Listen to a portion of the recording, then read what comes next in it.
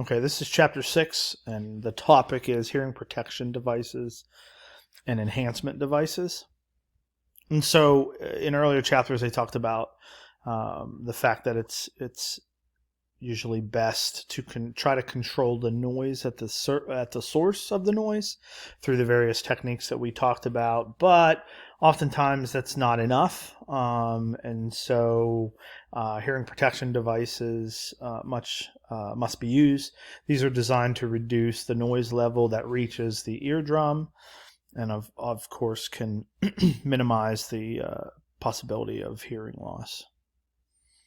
So OSHA requires use of hearing protection devices when the noise exposure levels are equal to or above an 8-hour time-weighted average of 90 dB. So remember, at 85 dB, that's the action level at which a hearing conservation program must be implemented. Okay, but the hearing protection devices, as part of it, are required at 90 dBA time-weighted average. The use of hearing protection devices is recommended when noise exposure levels are at or above 85 dB time-weighted average. But remember, 85 dB is that action level.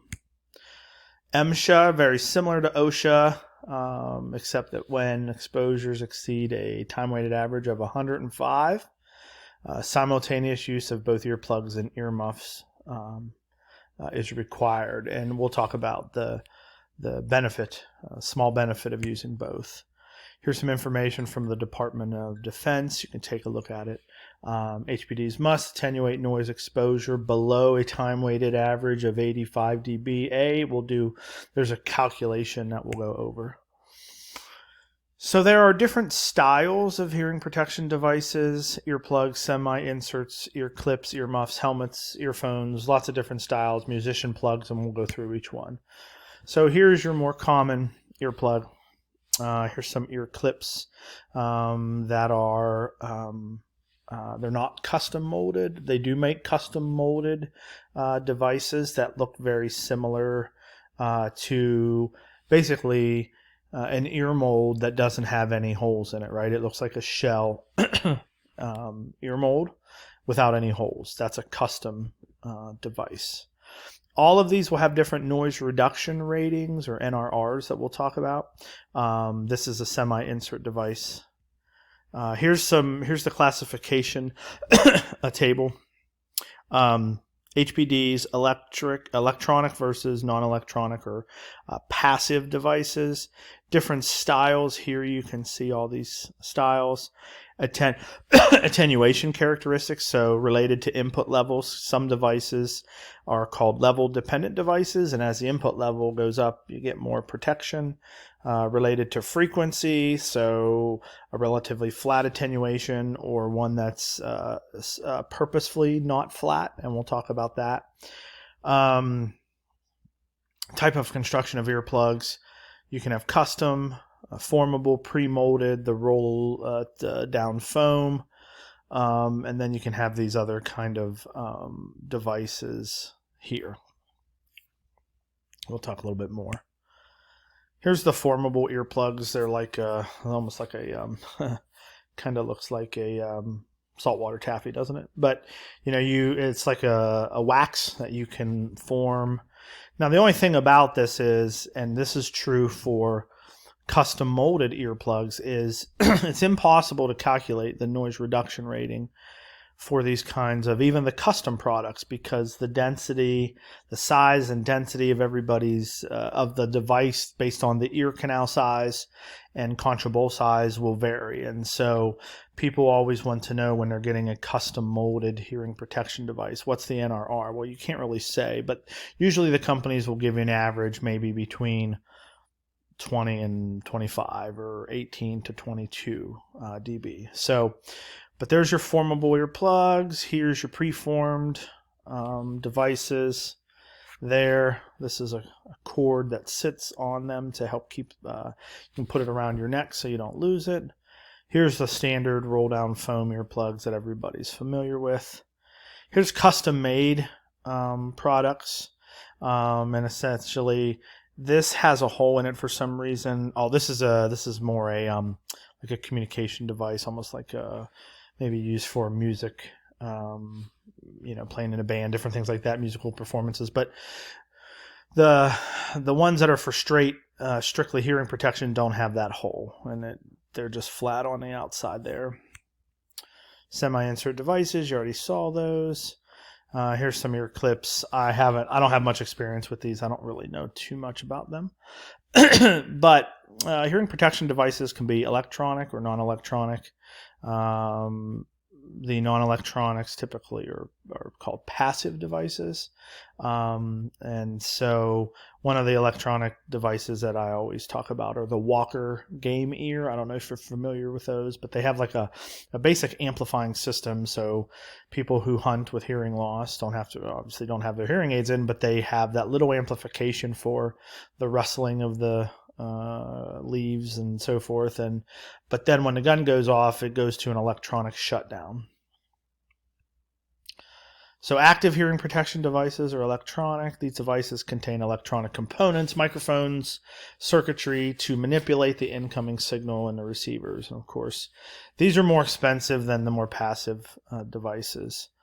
Relies solely on so the passive devices rely solely on their structural elements to dampen down or block the transmission of sound, basically.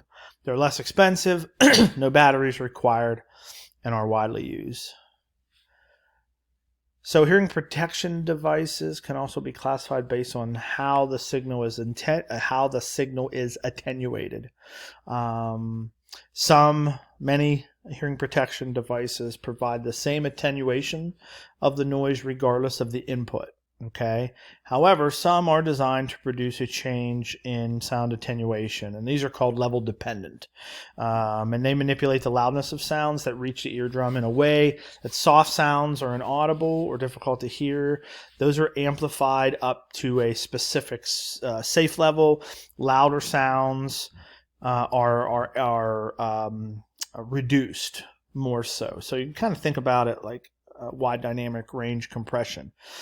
Low level sounds are boosted, or in this case not altered, and then loud sounds are compressed, if you will. So here you can see input level dependent.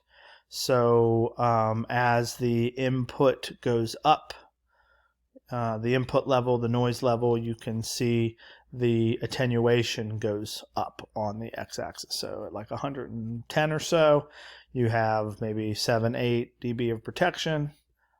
180, 190, whatever, you have 25-30. Okay. Constant noise reduction is essentially like the passive plugs. It doesn't matter what input level. Oops, and that's the black bar on that visual.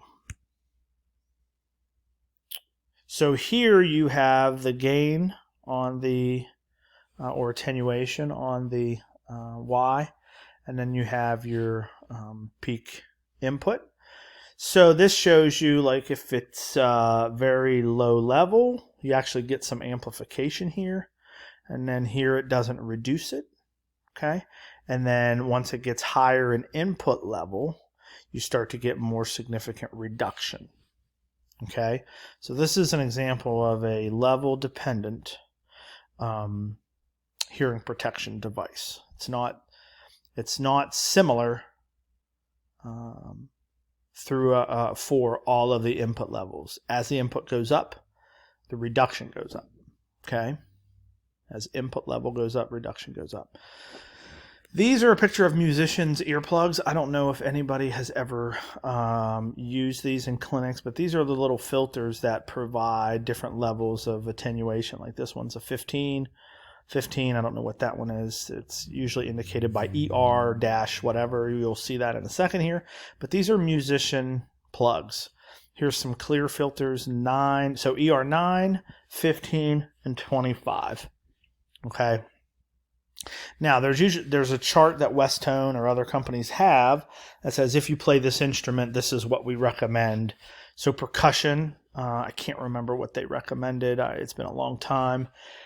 They always recommend that they put these in about 15 to 20 minutes before they start playing so they can adapt to the new kind of sound quality, because it's going to alter that. And so that's usually the recommendation from the company, is to not just put it in right before you play, but give it about 15, 20 minutes. Here you see ER9, ER15, ER25, and then a foam insert. And the major difference is this high frequency region. So a lot of people like the musicians plugs because it allows them to hear speech a little better, obviously, because over here above 2K with a foam insert, you see a lot more reduction, right? And so these have kind of frequency dependent noise reduction characteristics, the ER9, 15, and 25. Okay, I'm not sure why you get this really large peak there with that, but but you can see that's the advantage of these versus a foam insert. You lose a lot of that high frequency fidelity. Some devices, such as those for musicians, again, we just went over that. And then there's some additional information in Chapter 9.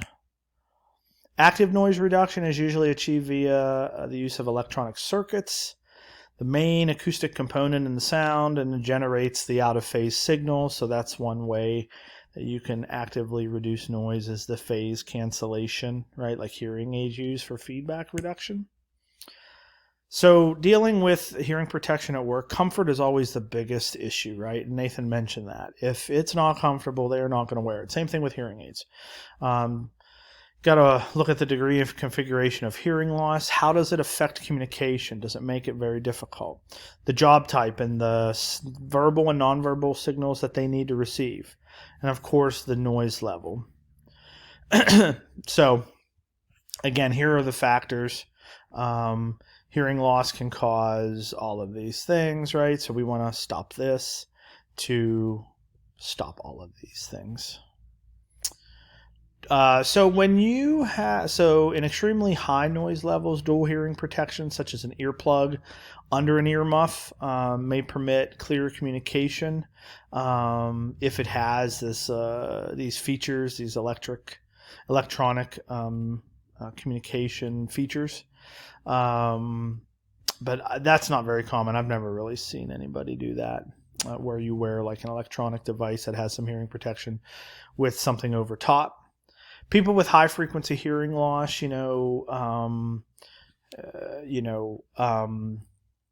have that due to noise, age, lots of things.